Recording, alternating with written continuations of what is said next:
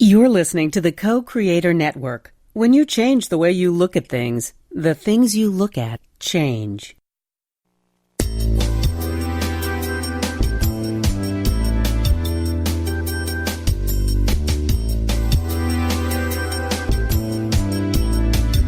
Good afternoon. Welcome to Why Shamanism Now, a practical path to authenticity with your host, Christina Pratt, Director of the Last Mask Center for Shamanic Healing. She's talking about how shamanic skills can bring us to physical, emotional, mental, and spiritual well-being, especially when nothing else can. Now, here's your host, Christina Pratt.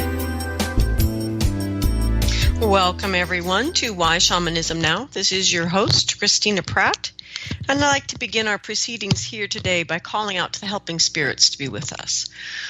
I call out to your ancestors and to mine. I call out to all of those who lived well, who died well, who met the challenges of their time in interesting ways, and who opened the way for those who are coming with the actions in their own life. For these people open the way for us. And we ask those who carry all that is good and true and beautiful in that great legacy of human experience to stand behind us and to assist us. Help us to learn from those who have gone before us. And as these ancestors stand behind us and help us to do what must be done for ourselves, for our time, and for those who are coming, let us not stop at the human ancestors, but reach beyond into the other than human ancestors, to all of those beings that have been here on earth long before there's ever a human, and will be here long after. We call out to these spirits of nature in their many forms, and we ask them to help us to remember our own true nature, to surrender the distraction to shiny things, the ideas that do not grow corn, and to surrender ourselves into this great web of life and to do the magical things that humans are here to do. And we ask these spirits of nature to help us to remember what it is that is our unique place in that great fabric of life.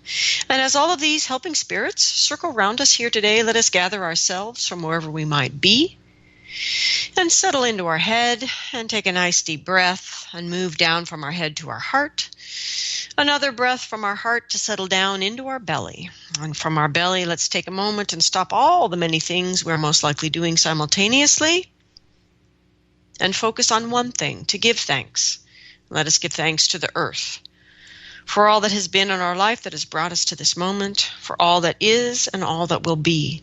Let us give gratitude for beauty, for diversity, for strangeness and wonder, and for that profound, wondrous miracle that is life itself. And for all of these things, let us tune in deeply and surrender ourselves down into the earth in great gratitude for this wonderful miracle of life. And let our awareness settle down through all the layers of the earth, reaching all the way down until we reach down to the very, very center of the earth and reach into those energies that draw their power out of darkness, solitude, and stillness. And into this silence energy, let us ground ourselves deeply and clearly, completely, that we might stay connected to these energies of the earth as we move through our day. And then let us draw these energies of the earth up from the very center of the earth in our imagination, drawing up these energies that rejuvenate and restore, these energies that nourish us and help to replenish that which we have spent in our life. We call the energy of the earth up, drawing it up through all the layers of the earth and up into our belly. And we ask the energy of the earth to help us to understand how to be here in form in a good way, how to ground ourselves deeply into the earth, to know who we are, to where we stand, and what we stand for. And as we build our life based on these things that have heart and meaning for us, let us do this in a way that is open to those who are different than we are, or at least those who we perceive are different than we are. For it is in engaging with the other that we will come to discover the aspects of ourselves that we do not yet know. And so let us live in this way and come to know the different aspects of our inner selves. And as we come into good relationship with ourselves and the many facets found within, let us come into better relationship with everyone else around us, with our environment, and with the invisible world. And as we reach out to all of these layers of energy, let us connect in and understand that it is all one, and that we are part of that oneness. We are part of that great web of life. And with this knowing resonating in our heart, let us draw this earth energy up from our belly to our heart, and our heart to our mind, and to begin to rise up and out and into the sky above us, the weather that it holds, out through the atmosphere and all the way up into the cosmos, reaching clearly and directly for the highest power of the universe. And in whatever way you know this energy, however you name it or conceive of it, reach up into it and connect. Let it connect with you and draw down into yourself, into your day, into these proceedings. Draw down this radiant energy from above.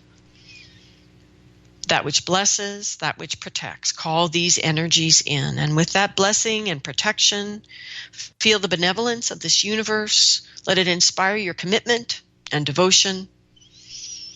Open yourself to that which inspires, that which illuminates, that which allows us to be creative and to touch our own unique genius. We call in this great benevolence in the universe. We draw it in, sending this energy from above through our head and heart and belly and down to the very center of the earth. And in this way, as we become this place of union between the above and below, earth and sky, these two great, ancient, legendary lovers, may that big love between them inspire the loving spirit of our own heart. Let that heart awaken as we desire to be wholehearted in our life. And let us open our heart to that crucible of transformation. And take a moment to draw up the fiery passions of your belly and down the crystal clarity of your mind, drawing these energies into that crucible of transformation in your heart, where they're dynamic tension together, because they are oh so very different in all qualities. May that dynamic tension give birth to the third and most sacred thing, which is some inkling or memory, maybe understanding, maybe a vision, but some deep sense of knowing of why you are here.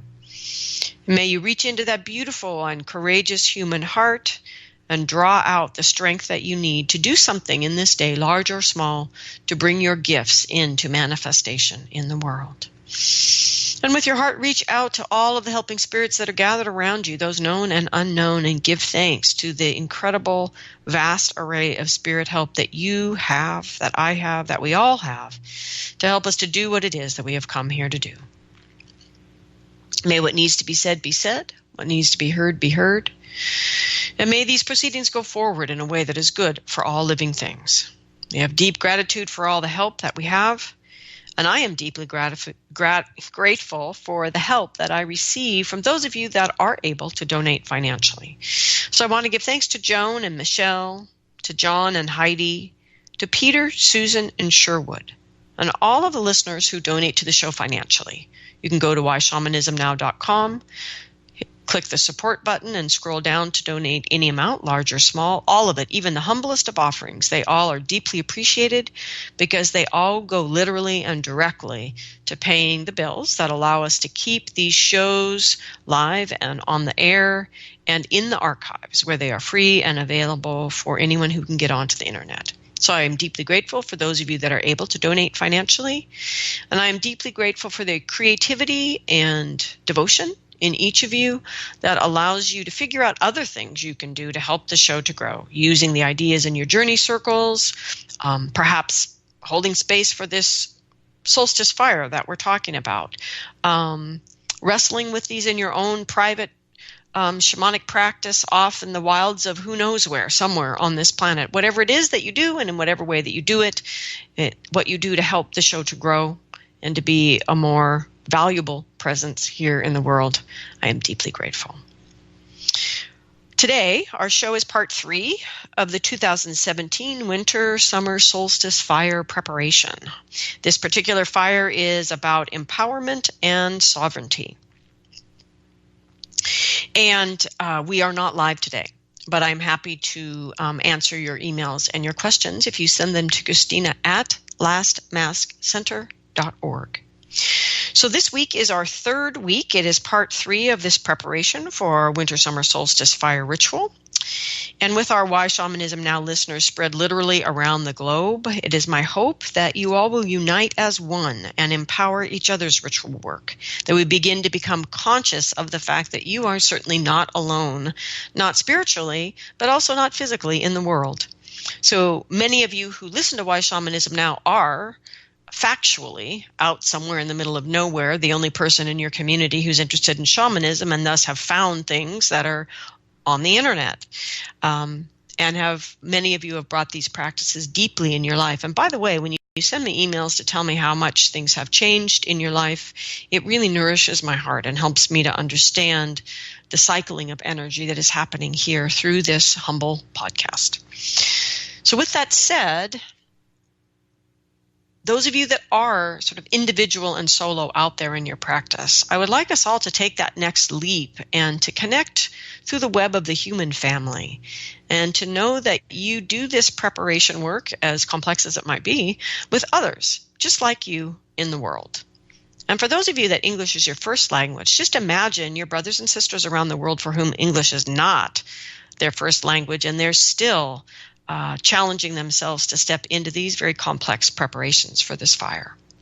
So let us have a consciousness of our brothers and sisters engaged in this family of people who are wanting to explore what they can release to step more fully into their own innate empowerment and sovereignty in their lives. So last week, just to recap actually the last 2 weeks, the healer's part of the preparation was to ask us to look at the stories that we tell ourselves about humanity, sovereignty, and power. And the steps the healer gave us were about stirring up our stories so that we could begin to see them. So they weren't just this big jello of reality that all seems completely consistent, but is actually, we begin to see the many, many stories that weave together that reality. And the healer's counsel, ultimately, in this whole line of work coming up to the fire, is about understanding more deeply what is necessary to tend your own inner fire.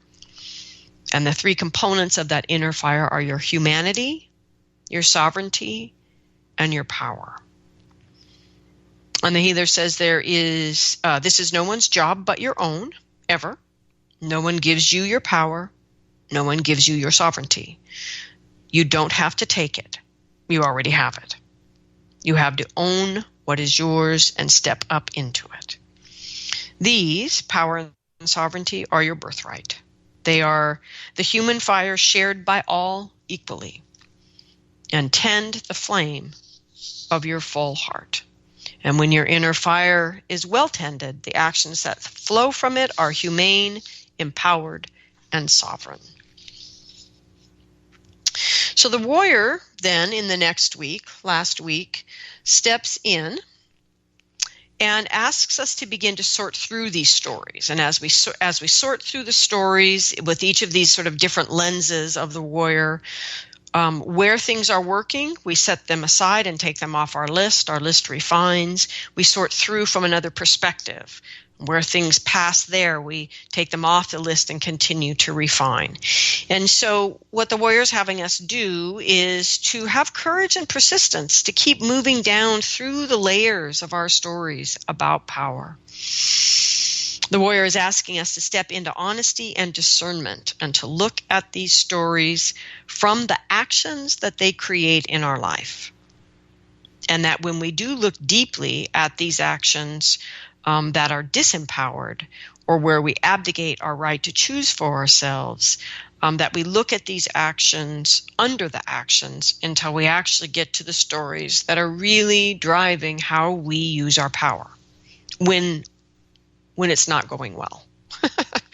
And the warrior is asking us to understand that the pressures and pains that we feel around expressing our power in the world is grossly different for people who are different than you, be it via the color of their skin or the sense of their sexual self in the world, or as they connect in the world differently in different countries, and that we open ourselves to listen and recognize how these different stories about power affect us differently as we get sorted by these stories into different groups. And so to reach out really and listen to each other as you prepare for the ritual and hear how it is for others around power, and learn about each other as you're working together with layer after layer after layer of becoming aware and more conscious of your stories. The warrior reminds us in all of this sorting through these stories with to do so with curiosity and compassion for ourselves, that there is no place in this for judgment, only discernment. And any sort of judgment or shaming or blaming that you might do for yourself is useful only in that it shows you yet another story that you tell yourself that could be cleared in this fire. And so this week, now having stirred with the guidance of the healer and sorted with the guidance of the warrior, we move on now to the council of the teacher leader. And things get pretty interesting pretty quickly. So as I moved in to ask the teacher leader energy what comes next, the trickster really steps to the fore. And it becomes clear why this preparation is so complex. That we are, for the most part, here in the trickster's hands this year. And honestly, if I'd gotten all the journeying done before I started this little sequence of shows, I might not have done it, because it is rather complex for a podcast. And I do try to balance your desire for in-depth information with the responsibility of what can really be offered sitting here talking to you for an hour, because I don't have any ability to know how you're hearing what is being said. So we're here nonetheless, though. The trickster tricked me into literally doing this. So here we are. We are in the hands of the trickster, and we are moving this week into trickster's guidance. Okay, so before we do that,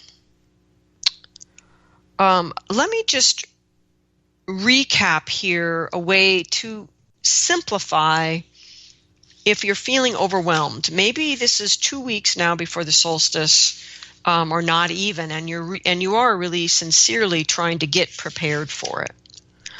You could decide that what you want to deal with is just your victim stories, and take all of your own victim stories through the process. Or you could decide that somewhere as you're sifting through your stories, that there's just 3 main stories that you want to work with, and just take those 3 stories through the warrior's process for you. I mean, we can't really simplify it by avoiding steps, but you could certainly simplify it if you felt you needed to, by kind of manually limiting your list of stories that you're looking at. I'm not encouraging you to do that, but I'm offering at it as a way for those of you who are sort of stumbling on this at the last minute and don't really have the time to look at all your stories and all of your actions and really sift and sort through your life as the warrior is guiding us to do. So understand that there are ways that you can adjust the amount of work that you're actually doing. And as I said in last week's show, it will adjust the results of the fire, certainly, but doing it is better than not doing it. Doing it with focused and minimal, limited preparation is way better than no preparation. And of course, doing it with broad and deep preparation is fabulous too. Again, curiosity and compassion for yourself. Try to be realistic and to give yourself a step that you can actually take, and take that step well. And that's my counsel around all ritual work, is do what you're prepared to do, and you will do it safely. Overstep yourself is never a good idea when we're wanting to focus and prepare for ritual. So just to recap then, if you were going to choose some way to self-limit or manually limit the number of stories that you're looking at, then you're wanting to, first look at the actions that literally fill your day, because they are drawing energy from your inner fire. And Warrior first asks you to look at and understand how that's actually happening. What does the action give back? In what way does it give back, if at all? Where does your fire go when you take that action? And what gets created when you take that action? And so you're looking for what needs to change so that your actions in life will actually tend your inner fire, that it's sustaining, that it draws from your inner fire and energy circles back to tend your fire, and that these actions that you take are expressions of your power, of your sovereignty, and of your humanity. And so where all of that's working great, energy circling back, and these are good, true expressions of your power, super, take them off your list, right? And ultimately, you sort it down to these two final lists around what actions must end and what actions must begin. And then the Warrior has you looking at facing your fear relative to what will happen if I begin this. What's the story you tell yourself? What's the little person in you that's afraid of that? What will happen if I end? What will happen if I begin? Right? And facing the fears around that. And if you can love that self that's afraid, and transform that fear through your love, that fierce love, and move into new actions around that, those things also get off your list. And that ultimately you're dialing down to that which can't simply be loved into transformation in this moment. And these energies, we're now looking at energies being actually stuck in kind of a shadow pattern. And so at the end of the work with the Warrior, you sorted through your remaining stories and identified them as being either a victim story, which is blaming other people and leaving your power unclaimed, or a disciple kind of story where you're projecting your power out onto other people or institutions or things. It could also have been a rebel-y story where you are misdirecting your power. Your power is going out all over the place, but it's going out without humanity and sovereignty guiding it. And then the other is these are stories of invisibility, where you're choosing not to use your gifts, not to express your power, but to use your energy for other people and their gifts and powers.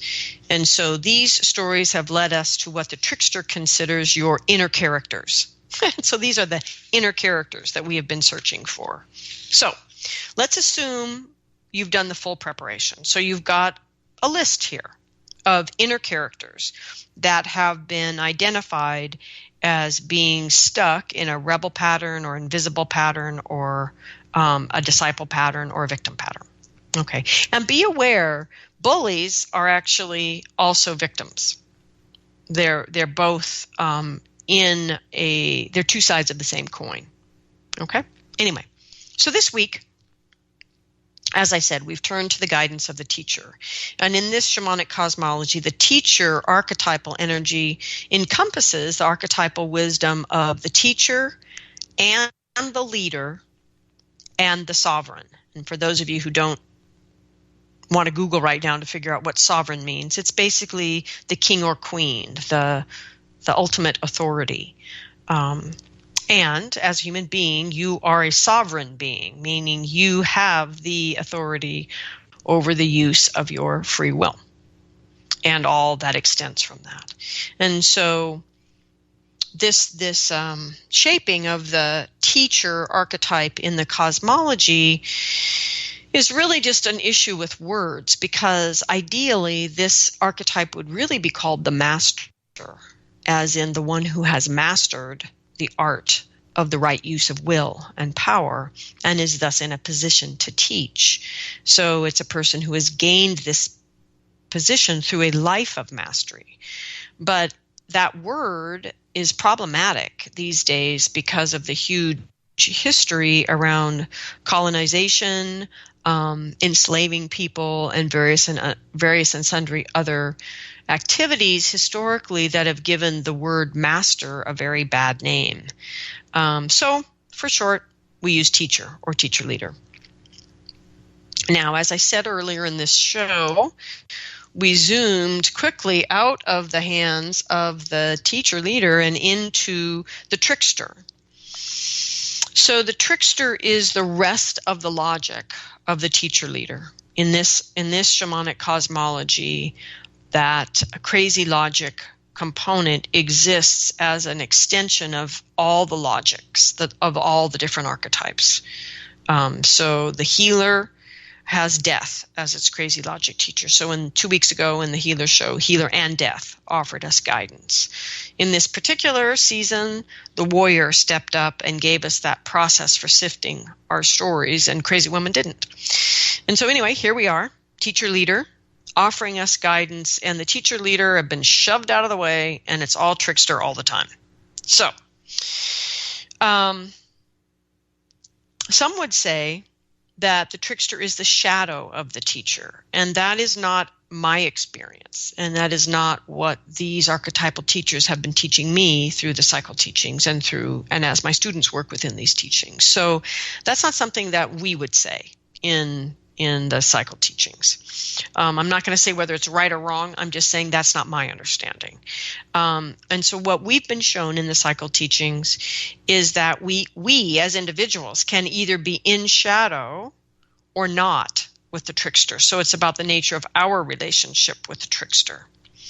So we can be in a shadow or an unconscious relationship with the trickster. And when that happens, the trickster ends up getting blamed for the mess that we create in our life. And because we are in relationship with the trickster, but it's an unconscious one, the trickster is being forced by our unconsciousness, our refusal to listen to the messages and to work consciously with trickster.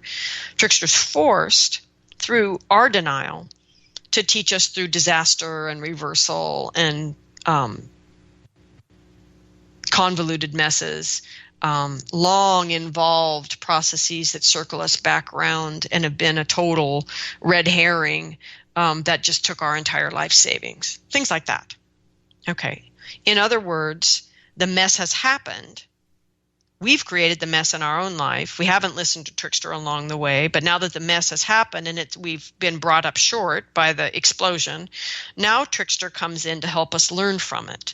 And so in cleaning up the mess and rebuilding our life, or our sense of self after some kind of profound humiliation, or, whatever it is that's being rebuilt, as we're sifting back through the rubble and learning from that, we perceive of ourselves as learning from trickster, which we are, but it's because we've been in shadow with the trickster.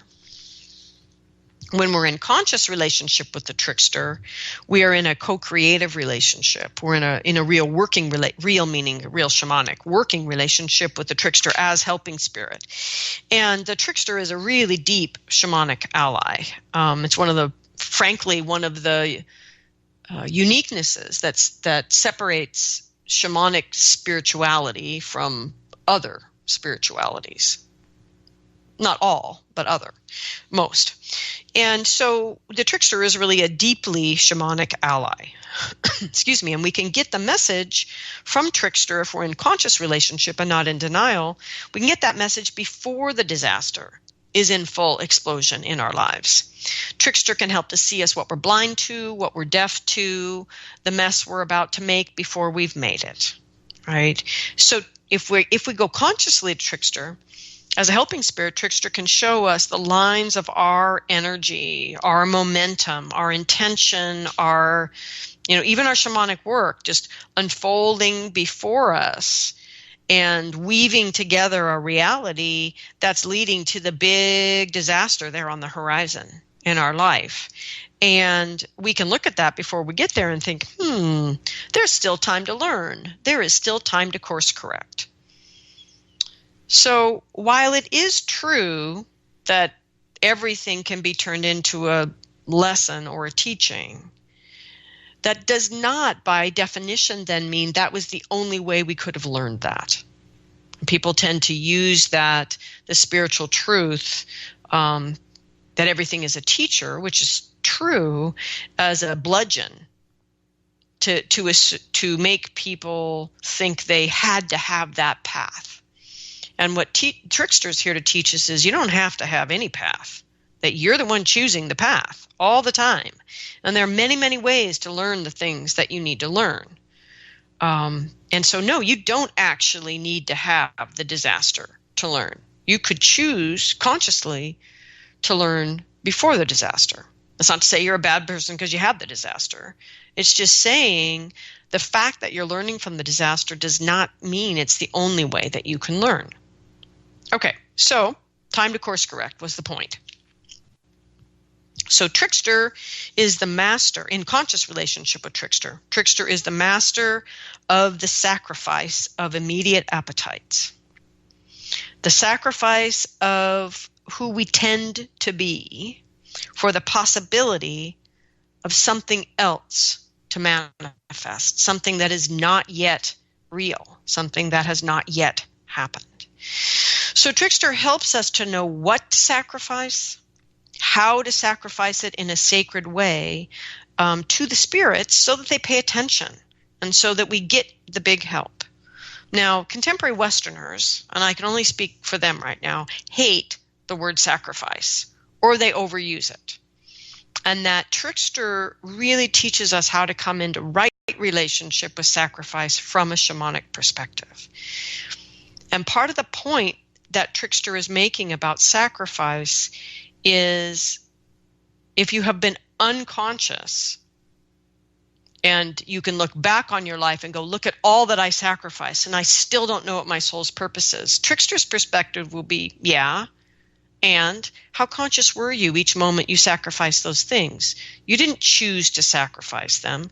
Your actions put you in a position so that your life took them away from you. You created that path. It wasn't an intentional and conscious sacrifice. And so one of the things I've said many times on shows is if you're about to have shit go sideways and a big sacrifice is about to happen, step into that void. Get out of the drama in your head and step into the sacred space of the creative void and say, I am sacrificing whatever this is with the intention that whatever. So to make the sacrifice intentional. And this is Trickster's great gift, if we can step into conscious relationship with Trickster, is to learn to use the loss in our life, the grief, the disaster, the failures that happen as the sacrifice for what it is that we are wanting to create. That's one thing. The other thing is actually to just make intentional sacrifice. And that's what we're about to do this year. Okay. So we need big help is where that gets us, right? And so this is pretty much what people are looking for at this point in time on our planet. There's some, as I said in the very beginning of this series, the world is magical and beautiful, even while things are going on right now in the human aspect of the world that are deeply, morally, ecologically, financially, etc., problematic. It feels impossible. Many of us feel impotent.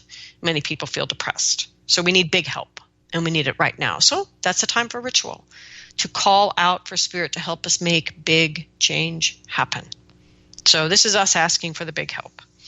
And part of that is to reveal the greater possibility of magic that exists right here, of beauty that exists right here, the power of diversity that exists right here, right now, right? This isn't about the long journey. This is about exposing what doesn't need to be anymore so that what is trying to be born can finish being born and can bring a new beauty and a new medicine into the world. Okay, so this whole process is a trickster process, is my point. And it's frankly because we're here in the domain of the teacher trickster already, because we're talking about empowerment and sovereignty. And this is the domain of the teacher trickster. It is the use of the strong heart, the master, the one who has gained the ability to stand and teach and lead through their own mastery, their own learning, their own merit.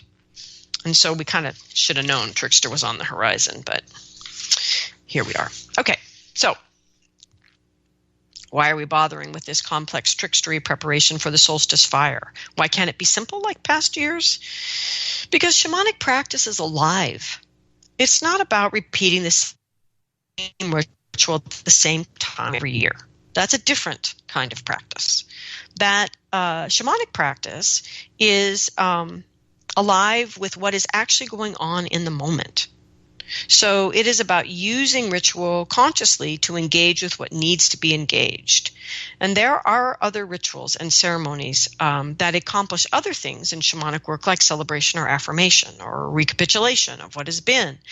There are as many options for ritual and ceremony as humans and life has needs. So it's not that fire rituals and releasing is the only option. It's just that's the one we tend to talk about on the show. So here we are. At this moment, we need a miracle. Or in the immortal words of the crazy logic teachers, you humans need a shortcut. So that's why we're bothering with this complex trickstery preparation for the solstice fire. So, from the work with the warrior, you have inner characters that are associated with things you need to start doing and things you need to stop doing. And there are old stories in the way of these changes. These are the actions that direct energy away from your inner fire in a way that is not sustainable. So you have your inner characters from the warrior, and your work here is to take, so you have these inner characters, right, who are in rebellion and misdirecting your power. You have other inner characters who are projecting their power onto other people and systems and organizations, right? You have the other inner characters you've named who would rather be victims than claim their true power. And you have the inner characters who choose invisibility rather than taking responsibility for the right use of their own power. Okay, so you have your little list of characters from the warrior's work. Now, working with the stories that you tell yourself that sustains these inner characters, now you're going to need to journey. So with Spirit's help, you are going to be asking to see the next level of detail. So the journey is, what in me is being controlled or judged or positional in this story? Meaning this particular victim story or this particular invisible story, right? Because you're working with these inner characters and their stories from the work with the warrior. Now, for some of these, you might want to adjust this question a little bit. So it could be, who in me is being controlled, judged, or positional in this story? Now, if you can work with Trickster successfully in your journeys, go for it. If that's a little bit too convoluted for you, please feel free to just journey with your most reliable helping spirit, because we're really zeroing in on what needs to go into the fire. So you want to do all you can to have your journeys be clear. Okay, so an example of what Trickster's asking us to do. So let's say there is a fearful inner character who is projecting her power onto others. So that would be a disciple pattern. Okay, his or her power onto others. So I'm going to give you 3 examples of what these could look like. I mean, there's infinite examples of what it could look like, but here's just some examples to get you going. Okay, so I've done my journey and I've asked what in me is being controlled, judged, or positional in this story of projecting power, whatever the nature of the story is. I put in the details of the story. Okay, so one option could be a judge. Could be the judgment is that as a woman, you are fundamentally unfit to use your power, so you shouldn't vote, run for office, etc., right? And you will be punished or shamed for even trying. So that's an example of the kind of answer that you could get. All right? To who in that story is being judged.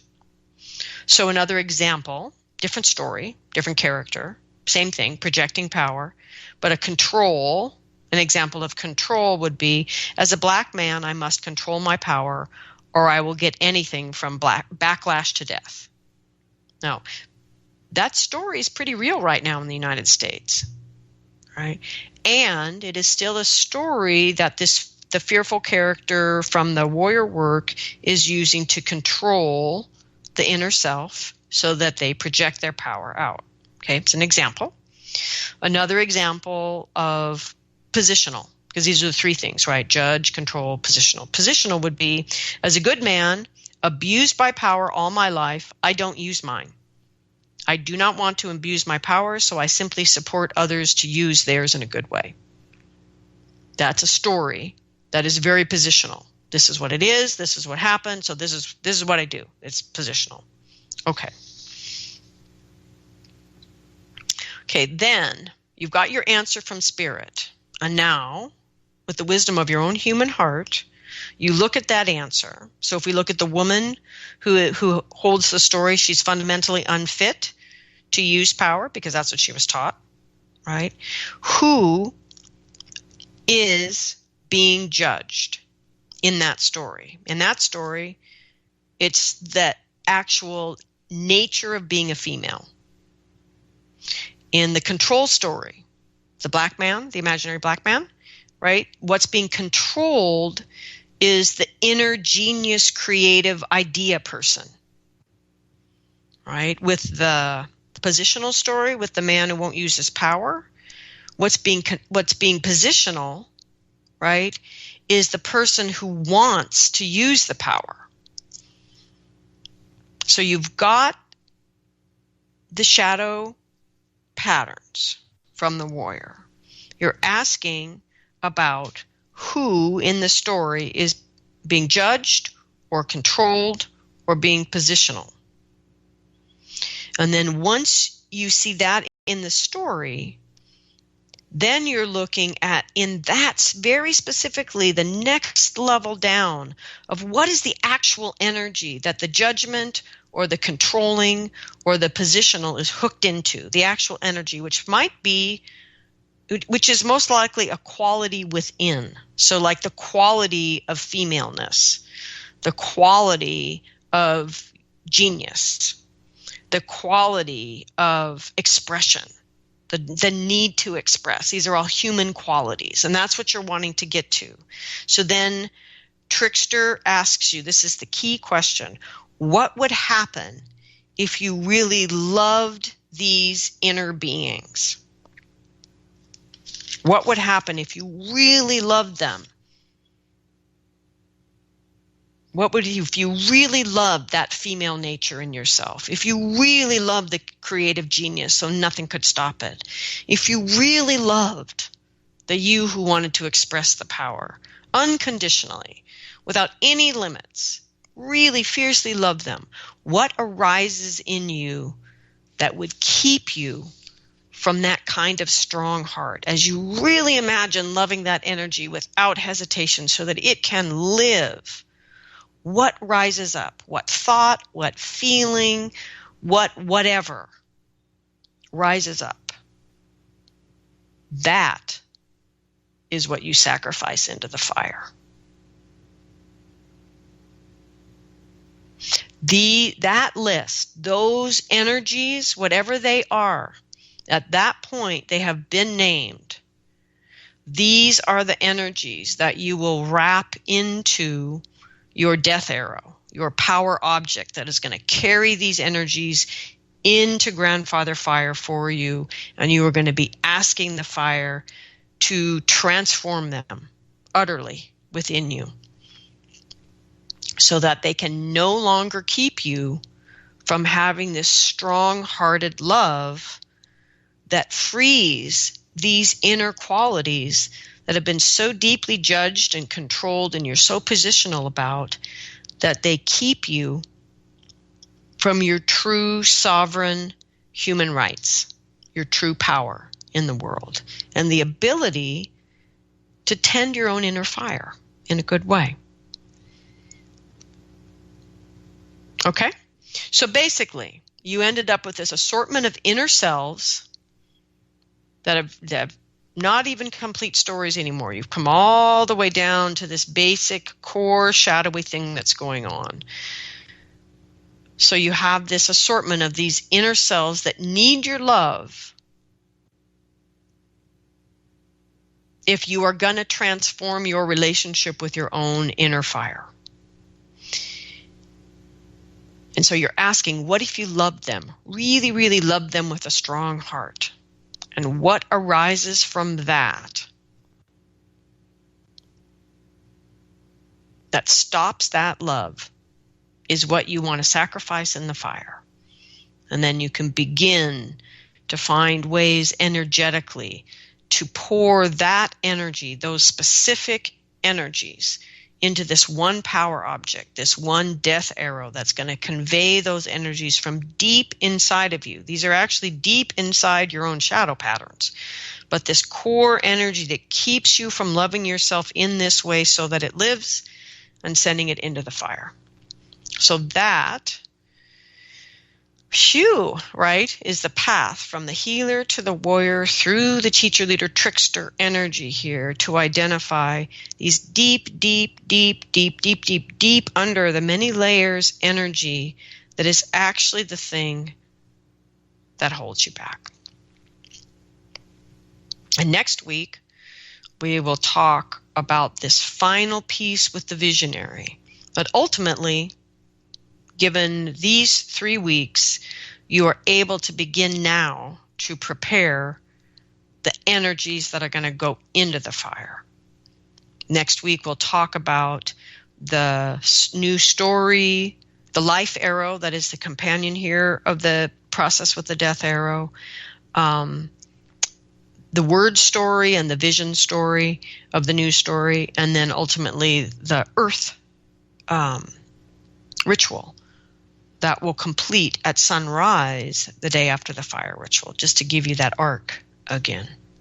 Okay, so healer, warrior, teacher, trickster, they've all given us multiple layers here to drill down and down and down and down to get to these energies that must go into the fire. So now you've got it. Now you can begin, as you answer these questions from the trickster, to get at those energies that need to go into this fire that opens us, this gateway that's going to open us as a human family to move into a deep and true sense of empowerment and sovereignty and our humanity that will allow us to do what needs to be done at our time, to feel no longer disempowered by that which goes on around us, but inspired from within, from the burning flame of our own inner fire, to do whatever it is that needs to be done in the best way possible, and know that we are empowered and have a right to do it.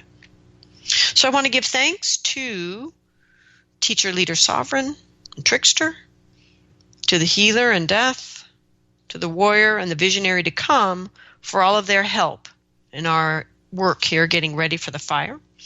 I give thanks to the ancestors who stand around us in their many forms, to the earth below, the sky above, and to the heart that unites us all.